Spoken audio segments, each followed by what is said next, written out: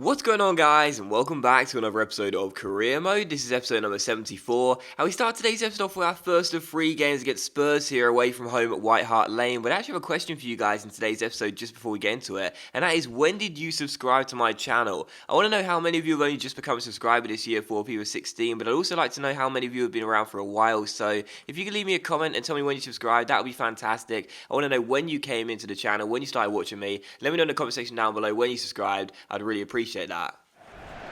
Just a quick word on this super scoring season for the visiting team today. Well, they've been full of goals and coming from all areas of the pitch too. And whilst you leave me a comment, I'll let you know about the first game of today's episode here as we take on Spurs away from home at White Hart Lane. Now, if you missed the last episode, you would have missed the very exciting January transfer deadline day where we signed Ross Barkley from Everton for £17 million, and Neymar came in on a pre-contract for next season. I should say he'll come in next season on a free contract as we sign him on a free transfer for next season. Unbelievable deadline day to end what was a very interesting January transfer window where we sold 4 of our players, and Obi Olare, John Joe Shelby, Morgan Schneidlin and Joel Matip for a combined total of £84 million, and we brought in players to replace them in Aymeric Laporte from Athletic Bilbao, William Carvalho from Sporting, and then of course on deadline day, Ross Barkley from Everton and Neymar, who will be coming in next season. We also signed Lampard's regen as well, but that's not too important. But either way, taking on Spurs for the first game of today's episode. The first game outside the transfer window was played in the last episode. We beat Swansea pretty comfortably by 2-0, but coming into this game here against Spurs, we got off to the worst possible start. Alex Pritchard opened the scoring for the home side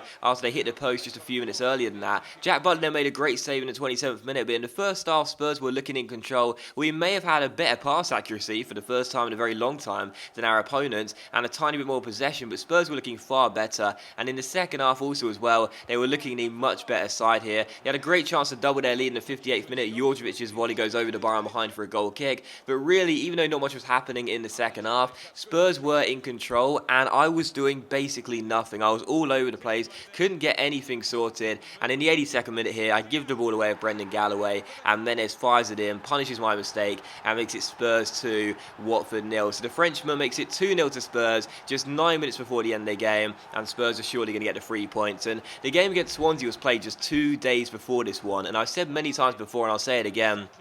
In this year's FIFA, fitness problems and fatigue affects your team a lot more than previous FIFAs. You know, your players do get tired a lot quicker, and in this game and in this season, there was no denying that at all. My players out there were really shattered. You know, we had to make a lot of changes from the side that beat Swansea by 2-0 at Vicarage Road. Loads and loads of changes being made to the side, and I just wasn't looking good. And sadly for us, in the 90th minute, Ryan Mason would end up making it 3-0 to Spurs and complete the humiliation and the destruction as we leave White Hart Lane with nothing to celebrate. So Spurs 3, Watford 0. The second goal that Spurs scored was my fault, giving the ball away to Brendan Galloway, but for the third goal, Butland's been in insane form this year. Had a great game against Swansea as well, keeping another clean sheet, but I don't know how he didn't save that one. The strike by Mason did have some power, yes, but it wasn't right in the corner, and a goalkeeper of his ability should have at least got a glove on that. He seemed to sort of dive away from the ball, but either way, Spurs 3, Watford 0 was the final score. You'll see the full-time result stats here as well. The full-time stats here as well.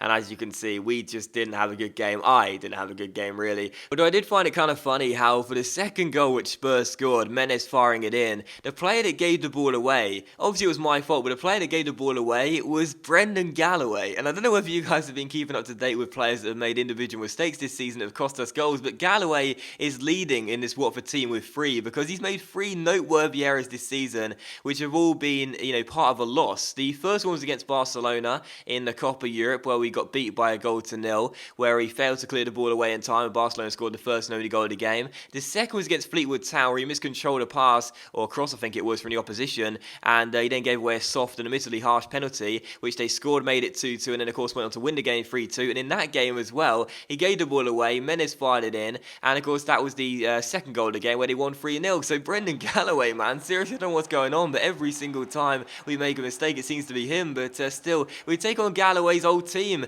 in the second game of today's episode here, away at Goodison Park against Everton. Ross Barkley returning to his old stomping ground here. How would he do in the FA Cup round of 16? The spotlight was going to be on him. With all the spotlight on him though, and all the focus on him, it wasn't him who scored the opening goal of the game. It was Marco Ryan Talla in the 31st minute. Although Barkley would get involved in the build-up, found Balotelli, who played a great through ball to Marco Ryan Talla, takes it around John Stones, the last defender, with the fake shot, and curls the ball just inside the far post with the weaker right foot, and our Italian winger makes it Everton 0, Watford 1. So what a season Marco the Magician is having. Another goal here, and he does make it 1-0 to Watford. So we take the lead in this FA Cup round of 16 clash. A couple minutes before the break here, Everton had a great chance to equalise, but that was a really good save by Butland though, as he turns it behind for a corner. And in the second half here, 9 minutes after the restart, Carvalho finds the goal scorer Ryan Talla through to Barkley. This was his moment to score against his former club, but it was a really poor effort, and Joel has a simple catch, but then he throws the ball away. Balotelli tries to chip him, and he turns it behind for a corner. So what was Joel doing there? I don't know,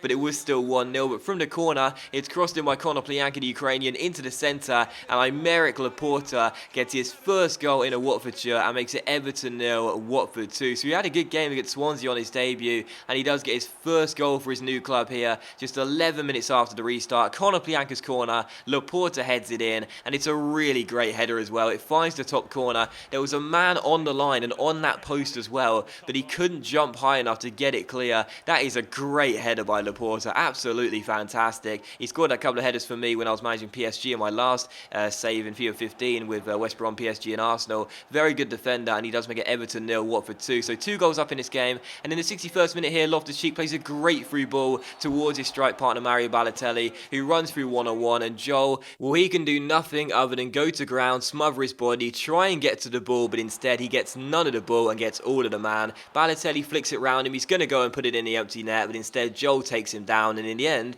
I think Joel can count himself a little bit lucky. It's just a yellow card and not a red card for the Spanish goalkeeper there, because on another day, the referee could have given him a straight red card as Balotelli was surely going to put the ball in the open goal. Still, penalty to Watford, and as you can see, Balotelli would take it, so he takes the penalty, he wins, and also scores it as well. This wasn't the best of penalties though. Balotelli scored quite a few good ones already this season. He is obviously so reliable from the spot. This wasn't the best of penalties, but it does find the back of the net. That's all that matters, and it's Everton 0, Watford 3. So with 25 minutes to go, we are surely through to the FA Cup quarter-finals. You may have noticed as well the team I picked for this game was our strongest first 11, and that's because in the game against Spurs, we did rest some players, and mainly, coming into this game here, the last thing I wanted to do was have 2 defeats in a row and see us exit the competition which we currently hold. So I was desperate to make sure we would return to winning ways in this one, and that's why I did pick a very strong lineup out there, and that is why we did get the win by 3-0. We played very well. A Balotelli penalty, Laporta scoring as well, and also Marco Ryan Talla opening the scoring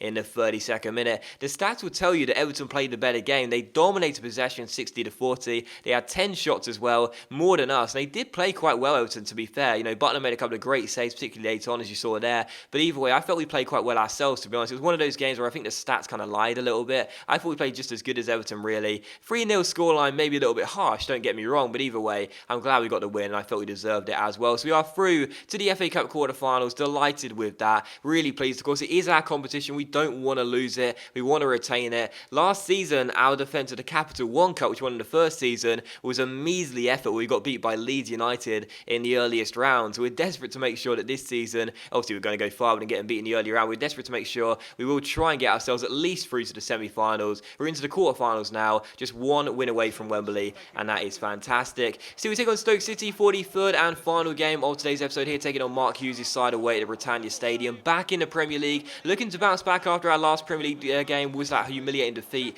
away at Spurs at White Hart Lane. So coming to this game, hoping to bounce back to winning ways. First couple of chances fell to Stoke though. Really good save by the former Stoke goalkeeper Jack Butland, and then eventually that volley went over the bar and behind for a goal kick. So still 0-0. And from the goalkeeper pass out from the back as per usual, Butland gives it to our left back Riedewald through to Nathaniel Klein, the right back. He gives it to Konoplyanka, who assisted the goal for Laporta in the last game. And as Konoplyanka and Klein play the ball between one another, it comes to Loftus-Cheek, who cuts past Ryan Shawcross, gets himself inside here. Really good chance for Ruben, but it's a great save by Keane, and eventually Ryan Talla's shot goes wide in the post, but he was offside anyway. So really good save there by Jake Keane, and it was still Stoke City 0, Watford 0. Half time though, not really much to report other than the 2 chances you saw there. Not the best of first halves, and in the second half there wasn't much going on either. 5 minutes after the restart, they had a good chance here. Stoke as Afellay gets on the ball here and gives it to Peters. The left back goes for goal but drags it wide at the post and behind for a goal kick, but really nothing was happening. It was a bit of a damp squib, this one, not much to report, but in stoppage time here, the final chance would fall to us as Carvalho gets on the ball, plays it through to Barkley, Barkley through to Loftus-Cheek, goes through inside the area, and Ruben Loftus-Cheek in stoppage time settles the score, makes it Stoke City 0, Watford 1, and in a really, really poor game, where it looked as though it was going to finish 0-0 for certain, it looked as though it was going to finish 0-0 after the first 10 minutes, barely anything was going on. Ruben Loftus-Cheek steps up when it matters most. Many people will question why I'm playing as a striker, but I do trust this guy in pretty much every position on the pitch, and that is a striker's finish. Takes one chance he gets, fantastic finish, in off the far post, past Jake Keane, celebrates in front of the travelling fans and delivers what could be a crucial and massive 3 points. Really good finish there. And Loftus-Cheek scores with virtually the last kick of the game in stoppage time to make it Stoke City 0, Watford 1. So we get all 3 points, we win the game thanks to Loftus-Cheek's goal in stoppage time. It was a poor game, it was a really, really poor game, barely any chances to report, but Ruben Loftus-Cheek saving us with the winner in stoppage time. That is absolutely fantastic, and how crucial could those 3 points be come the end of the season. So delighted with that, not the best of games, but the most important thing was to win, and we have Loftus-Cheek to thank for that late winner. That does end the episode though, guys, so thank you very much for watching the video. I really hope you have enjoyed it. If you enjoyed today's episode of Career Mode, then please do leave likes, it's much appreciated. It really does help my channel out. Sorry if I sound a little bit ill right now, got a little bit of a cold coming on, but thank you for watching the video regardless. Hopefully you've enjoyed it, and I'll see you for the next episode of Career Mode very soon.